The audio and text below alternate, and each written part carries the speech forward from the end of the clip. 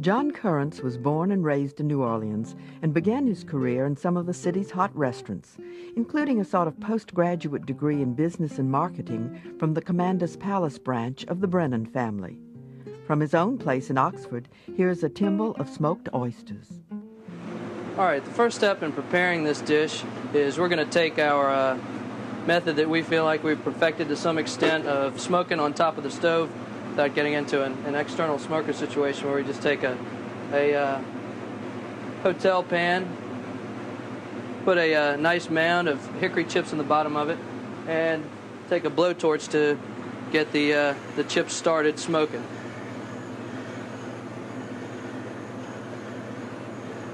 The oysters, since they're stored in their own liquor, don't require much of a brining process in order to keep them from drying out. We just smoke them very lightly. I'm going to season them with a little bit of pepper and some shallot here real quickly. That should be just about started. I've got the about 2 pounds of oysters here, and I'm going to sprinkle just with a little bit of cracked black pepper,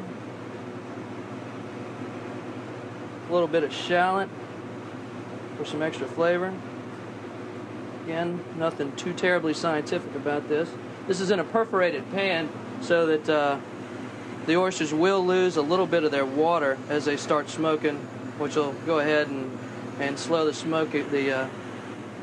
smoking process down just a little bit. So hit these on real quickly. Cover them with a sheet of aluminum foil. Got a sort of a medium flame underneath them that'll provide the heat to keep the fire going briefly, just long enough to smoke those oysters. And we're going to smoke them about, I'm going to say 12 to 15 minutes. So while that's going on, we'll have the rest of our ingredients to prepare. This is, as I said, going on the fried Tabasco-Cheese grit cakes. We go through a lot of cheese grits on our signature dish here. So what we'll do is salvage them at the end of the night, lay them out on a sheet pan, and cut them the following day.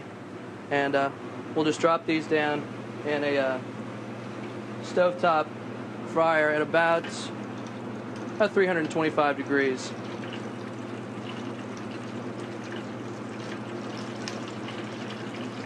With that all working for us, what we do for this particular timbale is we take just regular 1.5-inch PVC that you can get at the hardware store, cut into about 4 or 5 inch segments, and we'll start filling it at this point. Okay, after about 12 or 15 minutes, when you unwrap the oysters from the smoker, what you should have is, they won't all be perfect by virtue of the fact of the varying sizes, but your medium to large size oysters should still be nice and plump. We've gotten a little brown from the smoking here, but they're not dried up. The inside should be very visible, nice looking, but it should be a nice plump oyster that you're going to work with. So what we'll do is first we have a few smoked oysters here. That should be enough, just about enough for what we've got. We're going to take a little bit of prepared chopped Texas smoked bacon that we use to make the bottom layer. The bacon works well because it creates sort of a nice solid foundation for the rest of the timbale, because you're getting into a sort of a vertical presentation here. It has the tendency to fall over if it's not done just right. So we use the bacon as the base. We'll come in with some chiffonade spinach.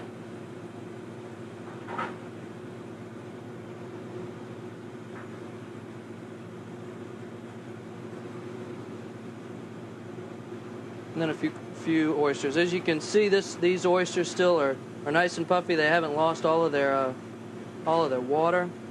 So we'll stuff those down in there, kind of nice. And we just use our house citrus vinaigrette. You can use whatever you really like. It doesn't really matter. This creates just sort of a binder for the whole thing. We'll come over the top and just spoon a little of that in there. Then we'll come back with another layer of bacon.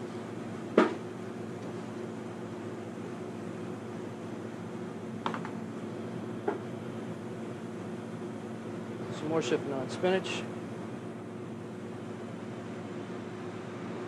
and then a few more oysters will go on top. The best thing to do with this is after it's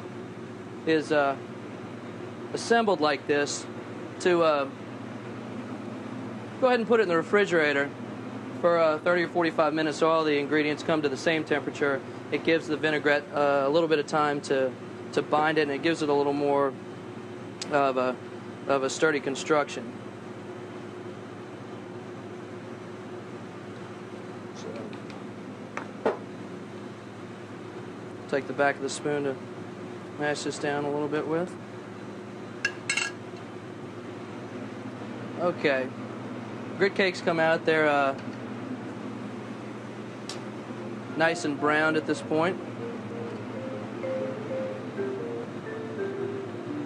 Should be a little crispy on the outside.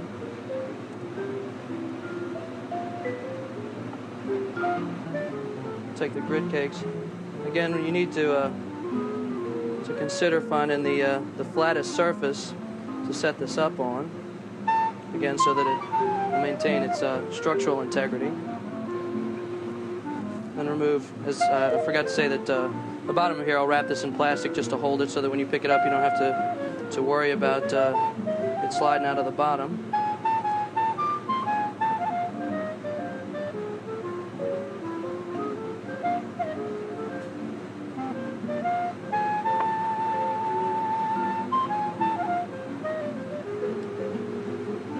Come over the top of that with a